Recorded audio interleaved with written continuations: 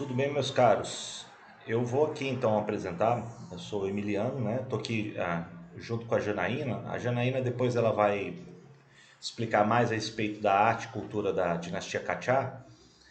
E aqui eu vou trazer para vocês vou dar uma visão, um contexto mais histórico-político de como o Irã, já no século XVIII, XIX, vai encontrar uma série de mudanças, de desafios também para o estabelecimento do seu império, que começa a apresentar sinais já de declínio e de ameaça nas suas fronteiras. Né? Então, a dinastia Qajar ela apresenta esse aspecto, o aspecto de declínio que já estava vindo desde a da queda da dinastia Safávida, no início do século XVIII. E aí você teve líderes como o notório Nader Shah, dos Afsháridas, dos afegãos, instalando uma dinastia própria que vai durar muito pouco, mas o fato é que ele chega a estender o território, o Império Persa, quase que no auge da época dos Safávidas. Depois haverá líderes afegãos do Rani, que vai estabelecer uma dinastia. Depois haverá outros que vão ser da dinastia Sand, né, do norte, que vão se estabelecer até como capital Shiraz, né? E eventualmente chegamos aí então à ascensão de uma dinastia Qajar, já com o Muhammad ah, Qajar aí retratado, o H. Muhammad Khan Qajar. E ele foi o fundador, ele vem da tribo também no norte do Cáucaso, até o próprio título dele, H, já denota aí as raízes túrquicas desse fundador da dinastia Qajar. Ele consegue impor uma ordem sobre os Qachars e também vence os Suzanes e estabelece uma nova dinastia. Então, você tem praticamente o século XVIII, um período de desordem, de guerras civis no Irã, que vai haver muitas mudanças. E uma delas vai ser primeiro com o estabelecimento de uma nova dinastia, e aí Teherã vira a capital, aí promove-se uma série de mudanças. A Janaína depois vai falar sobre arte e cultura Qajar, mas o que vai marcar o início vai ser a própria figura de Muhammad Khan Qajar, aí retratado. Né? Eu vou trazer aqui um mapa.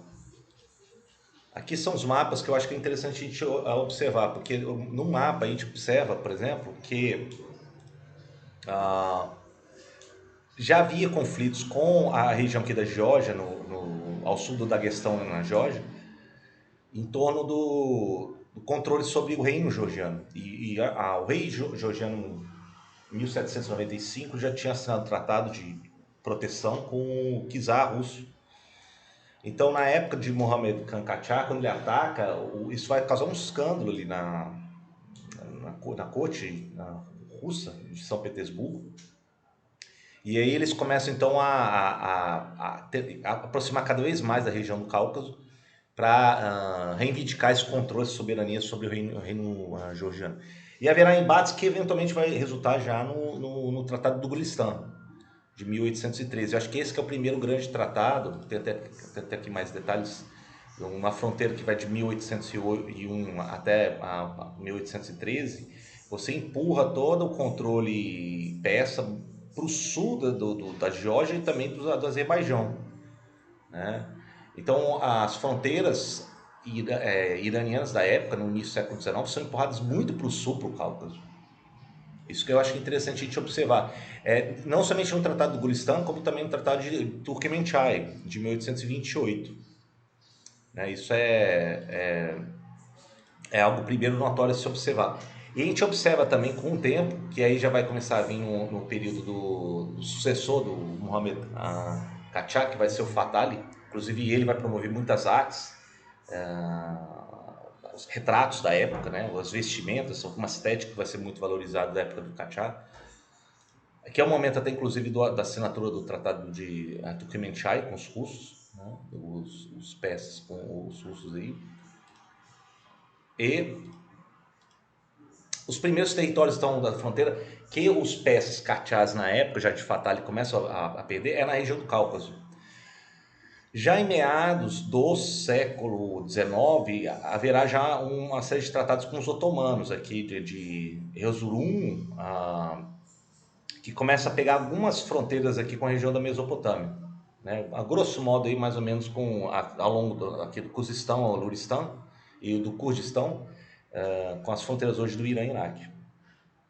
Agora também haverá uma outra a fronteira, que vai ser a fronteira com o Afeganistão. Porque embora Fatah Ali Shah ele consegue organizar uma expedição para controlar líderes afegãos na região de Herat, por exemplo, os britânicos não ficam contentes com isso. Os britânicos estão aqui vindos da Índia Britânica, né? Eles retomam a região de Herat, inclusive eventualmente os britânicos eles bloqueiam aqui a região da saída do Golfo, né, para forçar uma renegociação das fronteiras aqui com relação ao Afeganistão.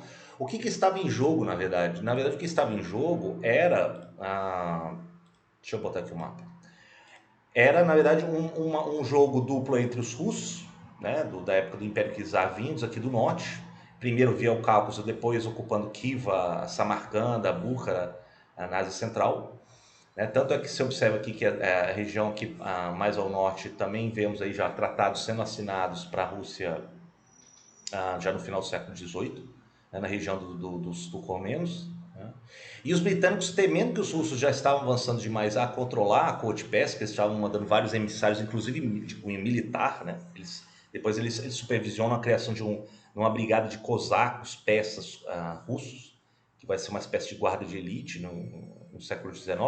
Os britânicos temem essa aliança, aproximação dos russos para chegarem na fronteira noroeste da Índia. Então, isso vai permear quase que todo o século XIX, essas disputas estratégicas entre os russos e os britânicos pela Ásia Central. E no meio disso vai se encontrar a Pérsia. Ela se encontra nas fronteiras, nas esferas que estão crescendo de duas influências que vêm da Rússia e vêm dos domínios britânicos. Então é isso que marca, eu acho que metade do século XIX com relação à dinastia Qajar, como ela vai gradativamente perdendo o controle de suas fronteiras, via os russos ou britânicos, né? E depois outras mudanças que vão vir decorrentes disso. Então a gente viu, por exemplo, eu vou botar aqui a imagem do Fatali. A gente viu, por exemplo, como é que primeiro houve essa série de mudanças das fronteiras, mas também veremos depois no final do século XIX, que haverá uma série de concessões que eles falam. A primeira vai ser na década de 1870, que vai ser chamada Concessão Reuter. Foi assinado por um milionário, o judeu britânico, o barão Julius de Reuter, que hoje é fundador da agência Reuters, né, para exploração de minerais, algumas riquezas, em torno de um empréstimo lá considerável de libras esterlinas para o Shah persa, que estava se endividando. Depois, com uma série de tempo, os russos, como eu falei, vão entrar com um apoio militar, treinamento de oficiais e cosacos, né? Lá já no início do século XX haverá novos empréstimos, novas negociações, principalmente uma coisa que vai acontecer, vai ser a descoberta de reservas de petróleo ali na região sul da Pérsia, e na região de Khuzistão, na fronteira ali já com o Iraque, que vai ser de reservas de petróleo, que vai ser assinado com um britânico chamado Knox Darcy. E aí haverá uma mudança até de paradigma de energia, de exploração energética para sustentar a Marinha Real Britânica, que era a maior do mundo no início ainda do século XX. A gente tem que lembrar que já na primeira década do século XX, os britânicos estavam aumentando a corrida naval contra os alemães, e eles estavam construindo uma nova classe de navios, né, que já não eram mais movidos ao carvão, que tinha bastante nas Ilhas Britânicas, mas a petróleo, né? E o petróleo muito mais eficiente, tem muito mais potência. Então o significado estratégico para a marinha que sustentava o Império Britânico era crucial. Então a peça já no início do século XX para os britânicos vira uma peça quase que central do seu império, a sustentar a marinha e assegurar a região noroeste da Índia Britânica, que era a sua colônia mais rica, né? E aí já um período, já na primeira década do século XX, já vimos quase que já os anos finais da dinastia Qajar. Você tem uma série de protestos na sociedade iraniana. Primeiro com uma série de acordos com a entrada de estrangeiros, de empresas, de russos ou britânicos, a entrada de produtos estrangeiros com uma tarifação muito baixa. Isso provoca a revolta dos comerciantes, que não têm uma concorrência igual, né, com os produtos estrangeiros. Segundo, com nacionalistas que começam a surgir na classe média, que leem livros que são até editados no exterior, em Londres, Istambul, a respeito do que o Shah estava assinando com potências estrangeiras e perda de fronteiras, né? E intromissão também, até gerência das finanças, com o Monsieur Joseph Naus, um belga que controlou as finanças, o controle alfandegário. Depois teve uma assinatura de emissão controlada do Banco Imperial Persa, né, para um americano. Isso tudo vai gerar um desgaste na opinião pública de nacionalistas, e também outro setor vai ser os ulemás, a classe clerical, que começa a perceber que tem uma perda de controle da sua influência na sociedade, a entrada de estrangeiros, ou seja, de novas ideias, e também a série de reformas que estava vindo na dinastia Qajar de tentar modernizar e ocidentalizar o sistema educacional persa, que era muito controlado pela classe dos ulemás tradicionalmente, desde a época dos safávidas, né? Então isso tudo já foi um caldeirão que vai depois setores combinados vão começar a pedir reformas. Uma delas vai ser um parlamento, que vai ser o Majlis. O primeiro encontro do Majlis vai estar em 1906, embora isso pouco depois, antes da morte um dos últimos chás, Qajars, que vai ser o Mozaffar.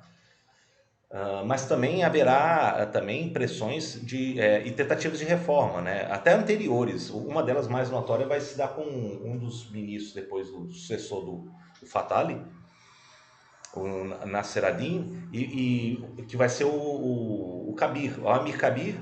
Ele que começa a instituir a primeira politécnica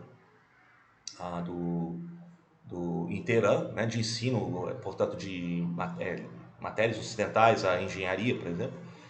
E isso vai causar novamente a revolta, né, a rejeição dos ulemás. Então, a Pérsia na dinastia Qajar, ela começa a atravessar uma série de contradições, de conflitos, e isso vai gerar desgaste com aqueles setores descontentes que são prejudicados com essas mudanças, né? Então, eu acredito que depois, com a primeira reunião do parlamento Majlis, eles pedem uma constituição, ela vai ser revogada em 1908, haverá uma série de repressões em 1911. Com a Primeira Guerra Mundial, você tem a assinatura de novos acordos com os britânicos. Depois, em 1917, sabemos que o regime czarista cai pela Revolução Bolchevista. Isso vai provocar uma crise maior ainda, porque boa parte da economia persa dependia também da venda de produtos com a economia russa, né? E, eventualmente, já em 1921, os britânicos já na retirada, percebendo que já não tem como ter uma influência na região, e muito menos os russos, que já tinham atravessado um período revolucionário, os britânicos então identificam um jovem militar dos cosacos, que vai ser o Reza Khan. E o Reza Khan, ele tinha, assim, um talento militar, ele conseguia impor sua autoridade sobre os militares, só que, eventualmente, depois, em 25, ele mesmo, o parlamento destitui o último Shah dos Qajars e ele é coroado como o novo Shah de uma nova dinastia, que vai ser a dinastia dos Pahlavis, a última dinastia, portanto, imperial da história do Irã. Eu acho que é necessário a gente observar isso, esse contexto, para observarmos também como é que esse período de conflitos, de contradições, né, na Pérsia, do período Qajar, ela também vai trazer uma série de influências ocidentalizantes. A Janaína vai explicar melhor isso, mas você vê o uso da pintura a óleo, novas técnicas, a arquitetura, por exemplo, você observa no Salão dos Espelhos, no Palácio do Gulistan, em Teherã, ela já tem um forte teor ocidental, né, novos materiais.